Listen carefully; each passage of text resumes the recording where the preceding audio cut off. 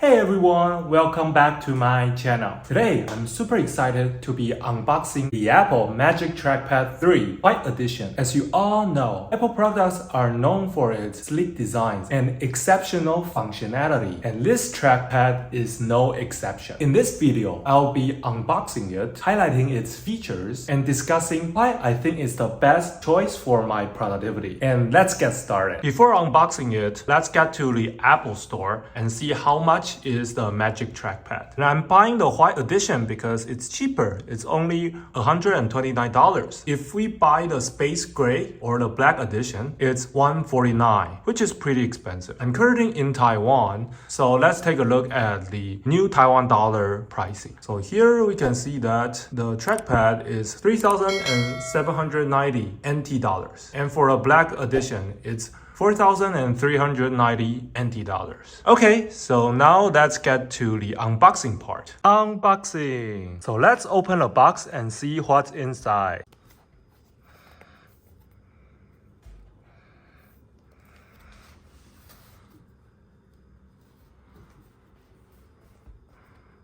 Magic Trackpad.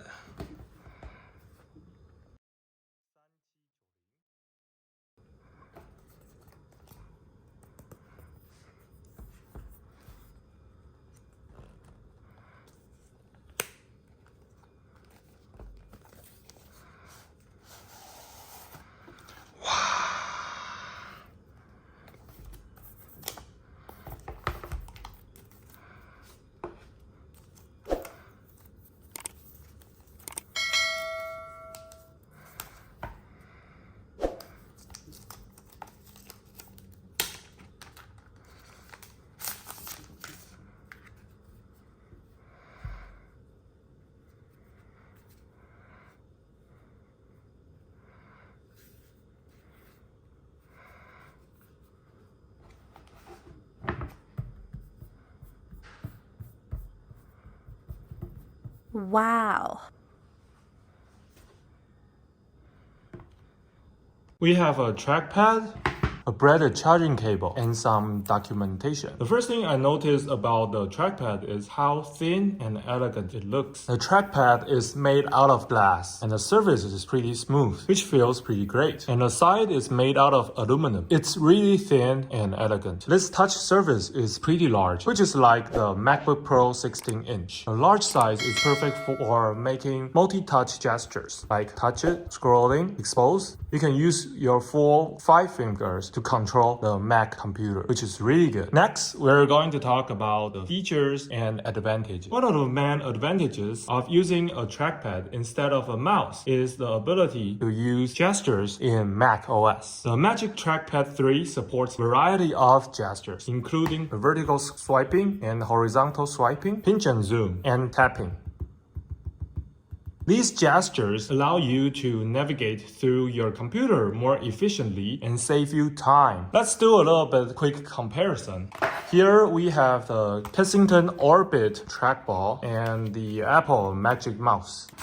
The Magic Trackpad 3 has a larger surface area, making it easier to execute gestures. Additionally, it has a rechargeable battery. See here? It's so thin, but there's actually a battery inside. And you can use a lightning port to recharge it. See, here we have a lightning port and Type-C over here, the braided cable. And the rechargeable battery is lasts up to a month on a single charge. Unlike the Kensington Orbit trackball, which uses a USB for charging. The good part with it is it doesn't have a battery, but the bad part is you always need to use a wire to connect to the computer to use it. Let's compare these 3 input devices. I'm using the Kensington Orbit trackball for about 10 years, and this trackball really helps me to relieve my ankle because I used to use a mouse for using my Windows laptop. For using a mouse, you need to move your ankle like this. You're moving a cursor using the movement of the mouse, which creates a lot of strain in your your ankle. So I upgraded to this trackball. So you can just move the trackball like this, left click, right click, like I just use it like this. I don't need to move my ankle. I can just scroll around and click.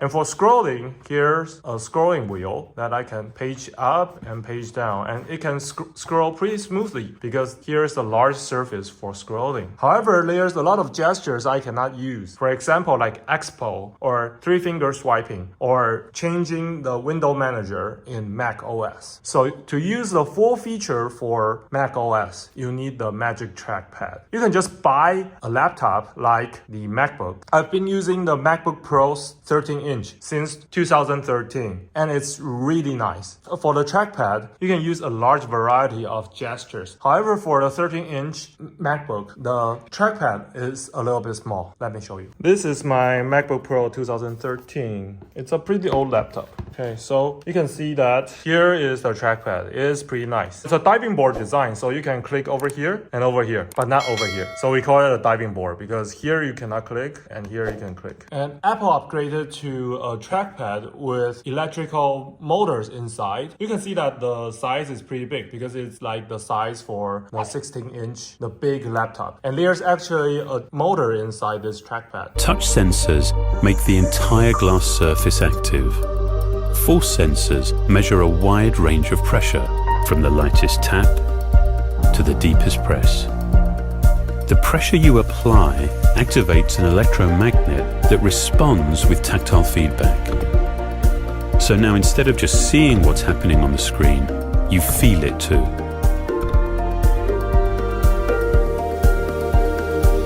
You can click anywhere on this trackpad. It's seamless because it doesn't have a border. So you can just click like even on this corner and this corner. It's pretty nice. So there's actually an actuator inside this trackpad. So it detects the pressure you click on this device. After it detects the pressure is higher than a certain level, it will use the vibration actuator to vibrate. So you can feel the click. Apple actually have this Magic Mouse, which I didn't have a battery inside. This is the first version of the Magic Mouse. It still uses the IR sensors, so you can move around like a traditional mouse. And here is actually a trackpad over here, so you can use like 2-finger gestures or 3-finger gestures for expo or moving windows around, swiping for a lot of gestures in Mac OS, which is pretty nice. However, I don't like using a mouse because you need to move it around. And second, this is a pretty nice product for the shape, Johnny Ive design. However, this mouse has a problem because our hands is actually larger than this mouse. So it creates a hollow part over here. So it's pretty hard for you to use this mouse. You need to use it with a certain gestures, for example, like this, and move it around like this. And your hands needs to hold it over here. There's a lot of space for using this mouse. There's actually a lot of hollow space. And I solved this issue by adding this kind of like handrest, and I stick it on the Apple Magic Mouse like this. So you can just like hold it and it feels soft, it feels pretty good, and move it around and click. However, I just don't like to use the Magic Mouse since it's a mouse. I need to move my ankle. And sometimes I use my computer for 16 hours a day, so my ankle hurts. So I switched to the trackball, and then now I use the Magic Trackpad, which is awesome. Productivity in video editing using Magic Trackpad 3. Now let's talk about how this trackpad can improve the productivity in video editing. If you are using CapCut to edit videos like me, you know that it can be time-consuming task. However, with the Magic Trackpad 3, you can execute a variety of gestures that will make editing much easier and faster. For example, you can use the pinch to zoom gesture to quickly zoom in on a clip and make precise cuts. You can use the swipe gesture to move quickly through your timeline, and you can use the tap gesture to select the clips and drag them around the timeline. All of these gestures can be executed seamlessly with Magic Trackpad 3, making video editing a breeze. Conclusion: overall, I'm really impressed with the Apple Magic Trackpad 3. It's beautifully designed, support a variety of gestures, and can greatly improve productivity, especially for tasks like video editing in CapCut or Final Cut Pro. If you are looking looking to upgrade your input device, I highly recommend giving the Magic Trackpad 3 a try. Thank you all for watching. If you enjoyed this video, please give it a thumbs up and subscribe to my channel for more tech-related content. See you in the next video.